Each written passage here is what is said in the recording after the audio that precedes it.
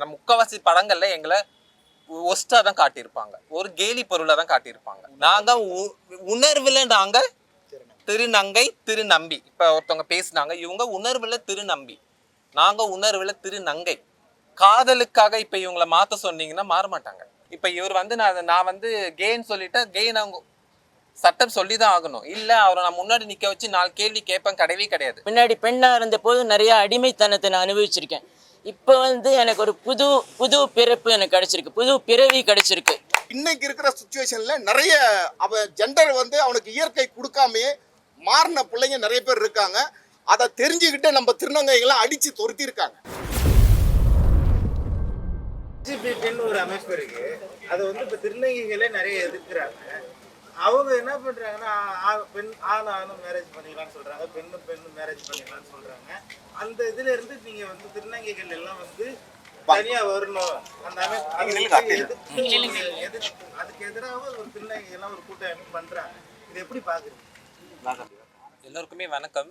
LGBT அப்படின்னும் போது எல்லாம் சம்பந்தப்பட்ட, அதாவது பெண்ணாக இருக்கிறவங்க, பெண்ணாக செக்ஸ் வச்சுக்கிறவங்க, ஆணோடு ஆணாக செக்ஸ் வச்சிருக்கவங்க, திருநங்கைகளோட ஆண்கள், இது போல பலதர பக்கத்துல LGBTQ சொல்றாங்க. இப்போ சார் என்ன கேட்குறாருன்னா, இப்போ எங்களை பொறுத்த வரைக்கும் திருநங்கைங்க நாங்கள் முழுசா எங்களோட உணர்வே பெண்ணு தான். எங்களுக்கு பெண் தான் வேணும். எதிர்க்க இருக்கிற ஆப்போசிட் பர்சன் ஒரு பெண்ணா இருந்தா நாங்கள் அவங்கள சகோதரியா தான் பார்ப்போம். அவங்கள வேற கண்ணோட்டத்துல பார்க்க முடியாது. ஒரு ஆண் இருந்தா அந்த ஆணுக்கு என் மேல ஈர்ப்பு இருந்தா அது நாங்க வேற மாதிரி பார்ப்போம். அந்த ஆண் எங்களை சகோதரியா பார்க்கறான் அப்படின்னா எங்களுக்கு பெரிய சந்தோஷம். அந்த ஆணை நாங்க சகோதரனா தான் பார்ப்போம். அதனால எல்லா ஆண்களையும் நாங்க தப்பா தான் பார்ப்போமா அப்படின்னா அது இருக்கவே முடியாது. அதை வேற மாதிரி சொசைட்டி ஏத்துக்கிறாங்க. இந்த மூவி பாத்தீங்கன்னா அதுதான் சார் ஜிவி பெருமாள் சார் கிளியரா சொல்லியிருக்காரு. காதலுக்காக தான் அவங்கள மாத்திக்கிறாங்க. அவங்க அதை விருப்பப்படலை. அவங்க திருநங்கையா திருநம்பியா மாறுறதுக்கு அந்த ஆணும் அந்த பெண்ணும் விருப்பப்படலை. காதலுக்காக நம்ம நிறைய திரைப்படங்கள் பார்த்துருக்கோம். என்னென்னவோ ஸ்டோரி சொல்லுவாங்க. சில முக்கவாசி படங்கள்ல எங்களை ஒஸ்டா தான் காட்டியிருப்பாங்க, ஒரு கேலி பொருளை தான் காட்டியிருப்பாங்க.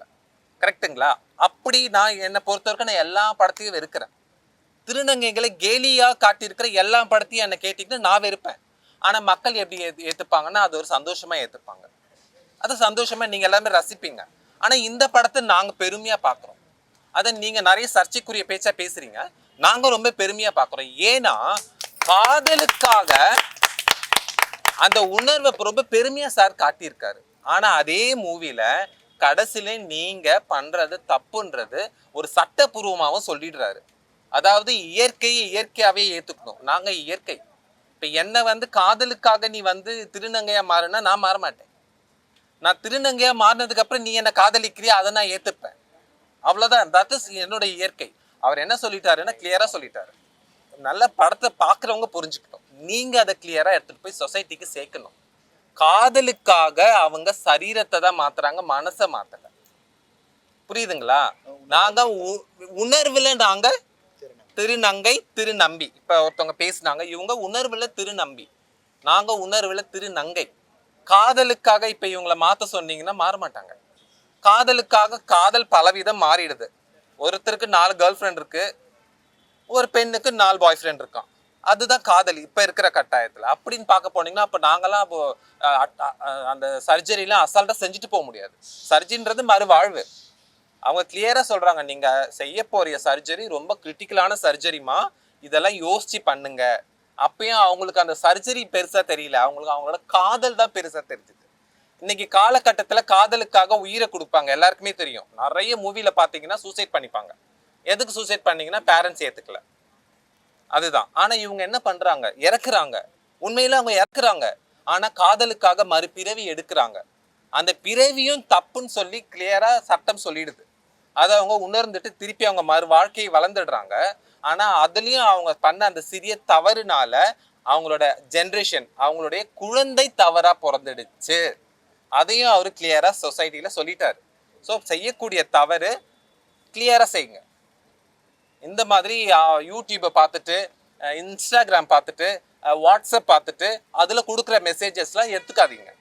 அதுதான் சார் சொல்ல வர்றாரு. அவங்க எதை பார்த்து அவங்களோட உணர்வை மாத்தணும்னு விரும்புறாங்க? யூடியூப். யூடியூப்ல ஆல்ரெடி ஒரு கப்புள்ஸ் பேசியிருப்பாங்க. அந்த கப்புள்ஸ் எவ்வளோ கஷ்டப்பட்டிருப்பாங்கன்னு தெரியாது. அது எங்களை கேட்டிங்கன்னா தான் எங்களுக்கு தான் தெரியும். இப்போ என்னை வந்து ஒரு ஆணை போய் திருநங்கையாக மாறணும்னு நான் மாற்ற விடவே மாட்டேன். ஆனால் அவன் உண்மையிலேயே அவன் ஒரு திருநங்கைன்னா அவன் மாறுறதுக்கு நான் என் உயிரியே கொடுப்பேன். கரெக்டுங்களா? ஏன்னா ஒரு விஷயம் செய்கிறோன்னா அதில் உண்மை இருக்கணும், இயற்கையாக இருக்கணும்.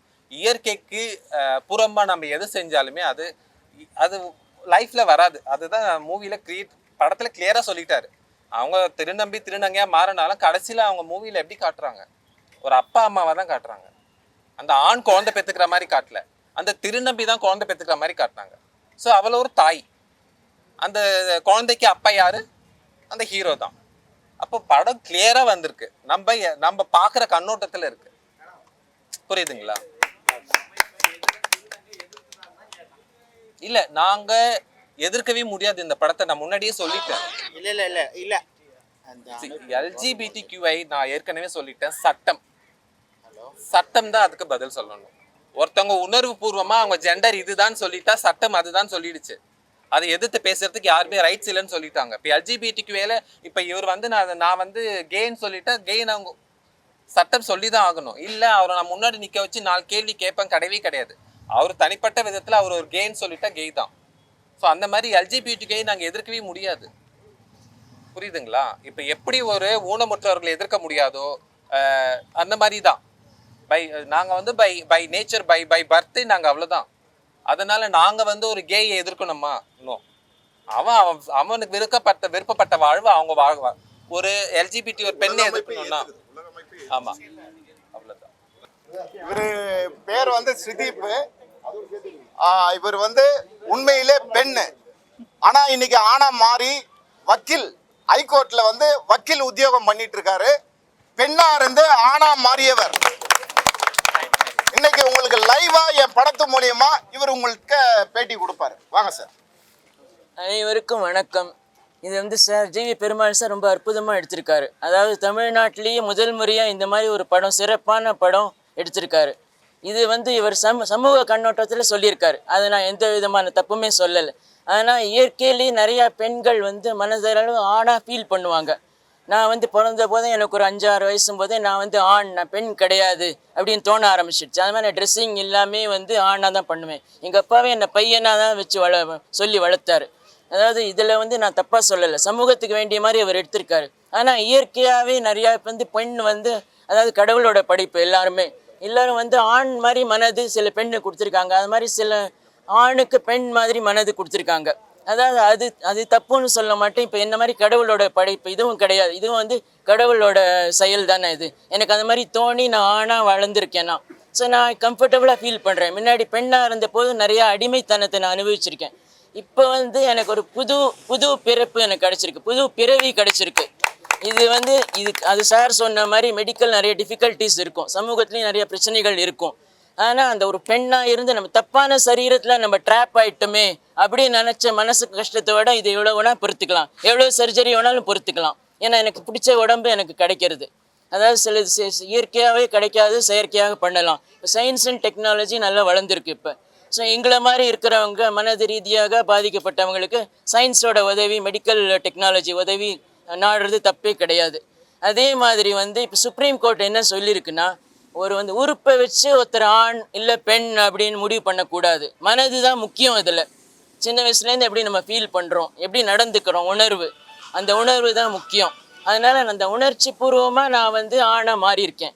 ஆனால் அந்த சாரோட கதையில் வந்து தேவைக்காக, காதலுக்காக அவங்க மாறியிருக்காங்க. அதுவும் கரெக்டு தான், இதுவும் கரெக்டு தான். ஏதாவது வாழறது தப்பு கிடையாது. உணர்வு பூர்வமாக நான் அப்படி இருந்தேன். இப்போ வந்து அந்த கடவுள் கொடுத்த சரீரத்தை நான் மாற்றிருக்கேன். ஏன்னா எனக்கு இது வந்து ஃப்ரீடமை கொடுக்குது. முன்னாடி பெண்ணாக இருந்த போது நிறையா விஷயங்கள் பண்ண முடியாது. இப்போ எல்லாருக்குமே தெரியும், ஆண்னாக்க எத்தனை மணிக்கு வந்தாலும் யாரும் கேட்க மாட்டாங்க. ஃப்ரீடம், எல்லா விதத்துலேயும் ஃப்ரீடம் இருக்கும். ஸோ அந்த ஃப்ரீடத்தில் நான் வந்து கடவுள் புண்ணியத்தில் நான் வந்து அனுபவிக்கிறேன். அதாவது கடவுளும் வந்து அருள் புரிஞ்சிருக்காரு. அதனால தான் என்னால் இந்த மெடிக்கல் டெக்னாலஜி தேடி என்னால் எனக்கு முடிஞ்ச சரீரத்தை நான் பெற முடிஞ்சுது. அதனால் இதுவும் கரெக்டு தான், அதுவும் சரி தான். சார் சொன்னது சமூகத்துக்கு கண்ணோட்டத்துக்கு கரெக்டாக இருக்குது. பட் உணர்வு பூர்வமான விஷயத்துக்கு இப்போ நான் செஞ்சது சரி தான் அப்படின்னு நான் உணர்கிறேன். அதே நேரத்தில் இன்னும் கொஞ்ச நாளில் வந்து பெண்ணுக்கு வந்து பெண் ஆணாக மாறி வந்து அவங்களுக்கு இந்த மாதிரி அது அப்பாவாகிறது, அதே மாதிரி ஒரு ஆண் பெண்ணாக மாறி அம்மாவாகிறது, அதுவும் சிறிது காலத்தில் இந்த ரிசர்ச்லாம் நடந்துட்டு இருக்கு. கொஞ்ச நாள் அதுவும் சாத்தியமாக தான் இருக்கும் அப்படின்னு தான் நான் நினைக்கிறேன். ஏன்னா இதுக்கு முன்னாடி 20 வருஷத்துக்கு முன்னாடி இந்த மாதிரி கிடையாது. யாருமே துணிச்சலாக வரமாட்டாங்க. உணர்வை அப்படி மனசுக்குள்ளே பூட்டி வச்சு சூசைட் பண்ணிப்பாங்க. அதை விட இது பெட்டர் வந்து வாழணும், இப்படியான வாழணும் அப்படின்னு சொல்லிட்டு துணிஞ்சு வந்து பண்ணுறாங்க. அதுக்காக தான் மெடிக்கல் டெக்னாலஜிலாம் எங்களுக்கு உதவுறது. ஸோ அதுக்கு எல்லாத்துக்குமே நான் நன்றி சொல்கிறேன். அதே மாதிரி சார் வந்து ஃபஸ்ட்டுலாம் வந்து வெளிநாட்டில் இருந்தது, அதான் எல்லாமே எக்ஸ்பென்சிவ். இந்தியாவில் என்னென்னா இந்த மாதிரி நிறையா மக்கள் இருக்காங்க, என்ன மாதிரி வெளியில் சொல்ல முடியாமல், குடும்பத்தில் சொல்ல முடியாமல், நண்பர்கள் சொல்ல முடியாமல் இருக்காங்க. அதை புரிஞ்சுட்டு நிறைய பேர் ஃபாரினில் போய் கல்வி கற்று, உயர்கல்வி கற்று அந்த டெக்னாலஜி, அந்த எக்யூப்மெண்ட் அதெல்லாம் பயிற்சி கொண்டு இங்கே வந்து செய்கிறாங்க. அதாவது பாம்பேயில் நிறைய அது மாதிரி செஞ்சாங்க. எனக்கு தெரிஞ்ச ஒரு லைவ் எக்ஸாம்பிள், பீகாரில் வந்து 5 பொண்ணுகளை பெற்றிருக்காரு ஒரு அப்பா. அவரால் என்ன விவசாயத்தில் என்ன பண்ண முடியும். பையன் இருக்கணும்னு ஆசை. மூத்த பொண்ணை வந்து பையனாக மாற்றி தன்னோட விவசாய தொழிலில் ஈடுபட்டு இப்போ பையனாக மாற்றி அந்த பையன் வந்து 4 தங்கச்சிகளுக்கு கல்யாணம் பண்ணி வச்சுருக்காங்க. அப்பாவுக்கு துணையாக இருக்கணும். இந்தியா மாதிரி நாட்டில் முழுசாக ஒரு பெண் ஆணாக மாறுறதுன்னா ஒரு 8 லட்சத்துலேருந்து 10 லட்சம் வரைக்கும். அதே மாதிரி எல்லாமே மாற்றியாச்சு. நானே மாற்றிருக்கேன். பார் கவுன்சில் கார்டுலேருந்து நான் மாற்றிருக்கேன். ஃபுல்லாக என்னோட மெயில் அப்படின்னு வருது என்னோட இதில். இப்போ பார்த்தீங்கன்னா இப்போ நீங்கள் சொல்லியிருக்கீங்க இல்லையா, அந்த விஷயங்கள் வந்து எக்ஸ்பென்சிவான விஷயங்கள்ட்டு. இப்போ வந்து பார்த்தீங்கன்னா தமிழக அரசு வந்து என்ன கொண்டு வந்திருக்காங்க பார்த்தீங்கன்னா, ஒரு காப்பீடு திட்டம். இப்போ திருநங்கையாக மாறுறோன்னு வச்சுக்கோங்களேன். நாங்கள் ஒரு ஆணிலிருந்து ஒரு திருநங்கையாக, இயற்கையாகவே நான் பிறந்து திருநங்கையாக மாறுறேன்னு வச்சுக்கோன்னா, ஒரு காப்பீடு திட்டம் கவர்மெண்ட் மூலமாக எங்களுக்கு ஒரு டிரான்ஸ்ஜெண்டர் கார்டு கொடுப்பாங்க. அந்த கார்டை வச்சு நாங்கள் இந்திய அரசாங்கம், தமிழ்நாடு அரசாங்கம் மூலமாக சமூக நலத்துறைக்கு கீழே வந்து அந்த கார்டு இயங்கும். அது மூலமாக வந்து எங்களுக்கு ஒரு மருத்துவ காப்பீடு அட்டை கொடுப்பாங்க. அந்த கார்டை வச்சு இப்போ ஃப்ரீயாகவும் சர்ஜரி நிறைய பேர் வந்து பண்ணிக்குவோம். இப்போ இதுலேயே இன்னொரு விஷயம் இருக்குது. இப்போ நிறைய பேர் பெண்லேருந்து ஆணாக மாறுறது டிரான்ஸ்ஜெண்டர் அப்படின்னு போடுவாங்க. அது இல்லாமல் மேல் அப்படின்னு வாழறதுக்கு அது கோர்ட்டே சொல்லியிருக்கு. ஒரு ஃபீமேல் வந்து மேலாகவும் வாழலாம். மேல் வந்து சர்ஜரி பண்ணதுக்கப்புறம் ஃபீமேல்ட்டு நம்ம அடையாள அட்டைகள் எல்லாத்துலேயுமே வந்து எந்த ஜெண்டர் நமக்கு விருப்பமோ, நம்ம மனசு எந்த ஜெண்டரை நோக்கி இருக்கோ அந்த ஜெண்டர் நம்ம போட்டு நம்மளை வந்து அந்த மாதிரி எல்லோரும் அட்ரஸ் பண்ணணும் அப்படின்னு சொல்லிட்டு சட்டமே நமக்கு இடம் கொடுக்குது. அதே மாதிரி சமூகத்துலேயும் கொஞ்சம் கொஞ்சமாக ஏற்றிக்கிட்டு வராங்க. அதனால் எந்த பிரச்சனையுமே கிடையாது இப்போதைக்கு. ஸ்ரீதீப் நான்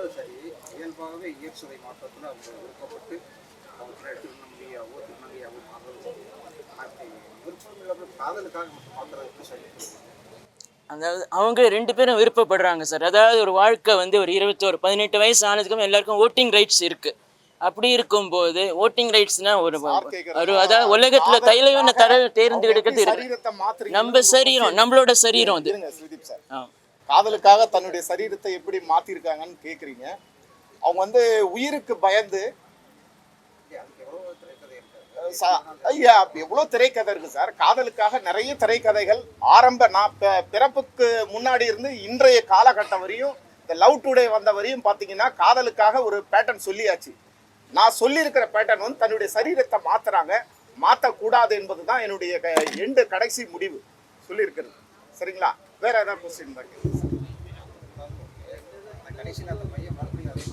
பையன் வந்து மாறுறானும் போது டாக்டர் சொல்றாங்க, நீ ஹார்மோனல் இன்ஜெக்ஷன் எடுத்திருக்க, நீ மாத்திட்டனா உனக்கு பிறக்கிற குழந்தை எப்படி பிறக்குன்னு தெரியாதுன்னு டாக்டர் முன்னாடியே பதிவு பண்றாங்க. அதை மீறி பிறக்கிற குழந்தை தான் இது சார். சார் ஆப்ரேஷன் வந்து இயற்கையா மாறினவங்க தான் சார். இவங்கெல்லாம் இயற்கையாவே மாறினவங்க தான் நம்ம திருநங்கைகள். புரியுதுங்களா? வாலண்டியரா இன்னைக்கு சமுதாயத்துல பாத்தீங்கன்னா ஒரு 2 மாசம் 3 மாசத்துக்கு முன்னாடி நான் பாக்குற ஒரு ஆண் மகனை பாக்குறேன். இன்னைக்கு அந்த ஆண் மகனை பார்த்தா அவன் சுடிதார் போட்டு புடவை போட்டு சுத்துறான். அவன் இயற்கையா மாத்திடுறான். அப்படி மாறக்கூடாது என்பதுதான் என்னுடைய கதை அம்சம் சார். சார்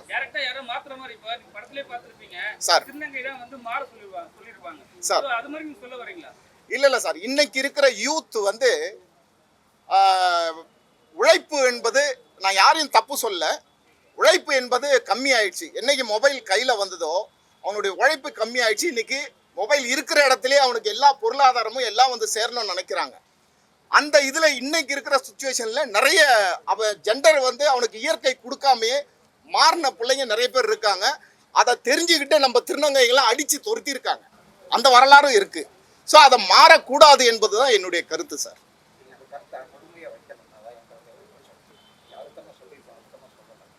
அது ஜட்ஜு சொல்றார் சார். விஷுவல்ல வந்து ஜட்ஜு வந்து யாரும் மாறக்கூடாது அப்படின்றத ஜட்ஜி நீட்ஃபுல்லா ஃபினிஷ் பண்றாரு. நீங்க அதை கவனிச்சீங்களா என்னன்னு தெரியல. ஜட்ஜி நீட்ஃபுல்லா ஃபினிஷ் பண்றாரு சார். கடவுள் கொடுத்த இயற்கையை யார் கொலாப்ஸ் பண்ணாலும் இயற்கையை அவங்களை காலி பண்ணிடும்ன்றது ஜட்ஜி நீட்ஃபுல்லா நாங்க டைலாக்ல கொடுத்துருக்கோம் சார்.